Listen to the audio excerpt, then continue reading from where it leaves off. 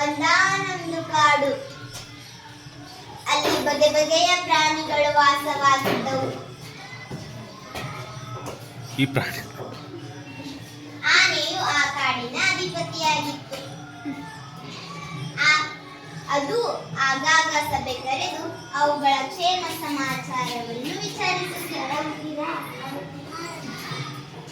ಊರಿನಲ್ಲಿರುವ ಪ್ರಾಣಿಗಳೊಂದಿಗೂ ಸ್ನೇಹವನ್ನು ಬೆಳೆಸಿತ್ತು.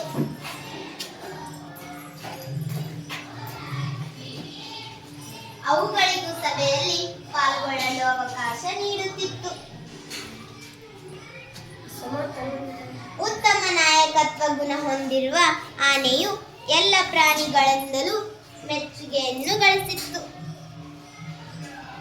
ಹೀಗೆ ಒಂದು ದಿನ ಸಭೆ ಕರೆದಿತ್ತು. ಎಲ್ಲ ಪ್ರಾಣಿಗಳು ಅಂದು ಮನುಷ್ಯರ ಮೇಲೆ ಬಹಳವಾಗಿ ದೂರು ಹೇಳುತ್ತಿದ್ದವು. ನಮಗೆ ಮಾನವನಿಂದ ಬಹಳ ತೊಂದರೆ ಆಗುತ್ತಿದೆ. ಮಾನವನಿಂದ ಆಗುತ್ತಿರುವ ತೊಂದರೆ ಹಾಗೂ ಪರಿಹಾರ ಕುರಿತು ಚರ್ಚಿಸಿದ್ದವು. ಮನುಷ್ಯನಿಗೆ ತಿಳಿ ಹೇಳಲು ಫಲಕದಲ್ಲಿ ವಿವರ ಬರೆದು ತರಲು ಆನೆಯು ಪ್ರಾಣಿಗಳಿಗೆ ಸೂಚನೆ ನೀಡಿತ್ತು. ನಾಳೆ ಸಭೆಗೆ ಬರುವಾಗ ನಿಮ್ಮ ತೊಂದರೆ ಫಲಕದಲ್ಲಿ ಬರೆದುಕೊಂಡು ಬನ್ನಿ. ಅದರಂತೆ ಪ್ರಾಣಿಗಳು ಈ ದಿನದ ಸಭೆಗೆ ಸಿದ್ಧವಾಗಿ ಬಂದಿದ್ದವು. ನಾಯಕನ ಸೂಚನೆಯಂತೆ ಅವುಗಳು ತಮ್ಮ ಫಲಕಗಳನ್ನು ಹಿಡಿದುಕೊಂಡು ಸಾಲಾಗಿ ನಿಂತಿದ್ದವು.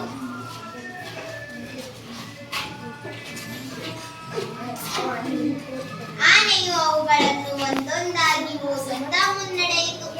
ನಿಮಗೆ ಸಮಸ್ಯೆ, ನಮ್ಮನ್ನು ಹೆಚ್ಚು ಹೆಚ್ಚು ದುಷ್ಟರೆ, ಕಡಿಮೆ ಆಡಲಿರುತ್ತಾರೆ. ನಮ್ಮ ಸೇವೆ ಬೇಕು, ನಾವು ಮಾತಾಡಬೇಡ.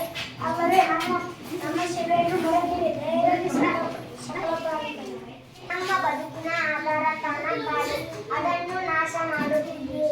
ನಮಗೆ ತಿನ್ನಲು ಹುಲ್ಲಿಲ್ಲ, ಮಲಗಲು ಮರದ ನೆರಳಿಲ್ಲ. ಕಾಡು ನಿಮಗೂ ಬೇಕು, ನಮಗೂ ಬೇಕು. ನಮ್ಮನ್ನು ಉಳಿಸಿರಿ, ನೀವು ನೀರು ಅಮೂಲ್ಯ ಸಂಪತ್ತು, ಅದನ್ನು ಹಾಳು ಮಾಡುತ್ತಿದ್ದೀರಿ. ಕಸಕಡ್ಡಿ ಹಾಕಿ ಕಲ್ಮಶಗೊಳಿಸುತ್ತಿದ್ದೀರಿ. ನಮಗೆ ನೀರಿನಲ್ಲಿರಲು ಕಷ್ಟವಾಗುತ್ತಿದೆ. ನೀರು ನಮ್ಮೆಲ್ಲರ ಜೀವ. ನೀರನ್ನು ದುರ್ಬಳಕೆ ಮಾಡಬೇಡಿ, ಕಲುಷಿತಗೊಳಿಸಬೇಕು.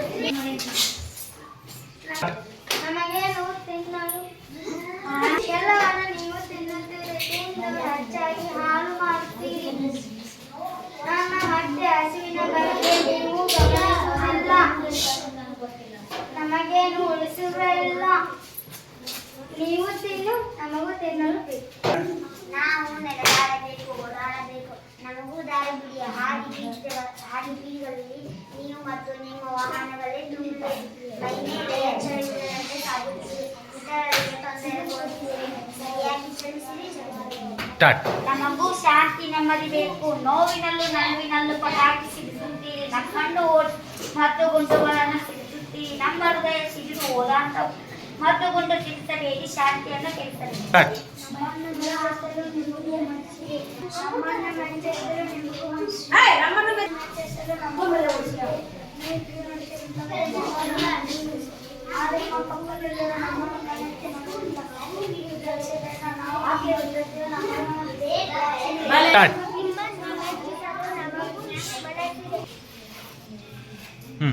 ನಿಮ್ಮನ್ನು ಮೆಚ್ಚಿಸಲು ನಮಗೂ ಮನಸ್ಸಿದೆ. ನೀವು ಟಿವಿ ನೋಡುತ್ತೀರಿ, ಇಲ್ಲವೇ ಮೊಬೈಲ್ ನೋಡುತ್ತೀರಿ. ಆದರೆ ನಿಮ್ಮ ಪಕ್ಕದಲ್ಲೇ ನಾನಿರುವ ನನ್ನನ್ನು ಕಣ್ಣೆತ್ತಿ ನೋಡೋದಿಲ್ಲ. ಈ ಪರೀಕ್ಷೆ ಬೇಡ. ನಾವು ನಿಮ್ಮೊಂದಿಗಿದ್ದೇವೆ. ನಮ್ಮನ್ನು ಗುರುತಿಸಿ. ನಾವು ರೈತರಿಗೂ ನಿಮಗೂ ಮಿತ್ರರು. ಬೇಗ ಬೆಳೆ ತೆಗೆಯಲು ವಿಷದ ಗೊಬ್ಬರ ಹಾಕುತ್ತೀರಿ. ತರತರದ ಔಷಧ ಚಿಮುಕಿಸುತ್ತೀರಿ. ಮಣ್ಣಿನ ಫಲವತ್ತತೆಯನ್ನು ಹೆಚ್ಚಿಸುವ ನಮ್ಮನ್ನು, ಅನ್ನ ನೀಡುವ ಮಣ್ಣನ್ನು ಏಕೆ ಸಹಿಸುತ್ತೀರಿ? ರಕ್ಷಕರಾಗಿರಿ, ರಾಕ್ಷಸರಾಗದಿರಿ. ಎಲ್ಲವನ್ನು ಓದಿದ ಆನೆ ಎಲ್ಲರಿಗೂ ಶಭಾಷ್ ಎಂದಿತು. ಎಲ್ಲರೂ ತುಂಬಾ ಚೆನ್ನಾಗಿ ಬರೆದುಕೊಂಡು ಬಂದಿದ್ದೀರಿ. ಎಲ್ಲರೂ ಶಬ್ಬಾಸ್. ಚೆನ್ನಾಗಿ ಬರೆದಿದ್ದೀರಿ. ಸ್ವಲ್ಪ ಖಾರವಾಯಿತಲ್ಲವೇ? ಎಲ್ಲ ಮನುಷ್ಯರು ಕೆಟ್ಟವರಲ್ಲ.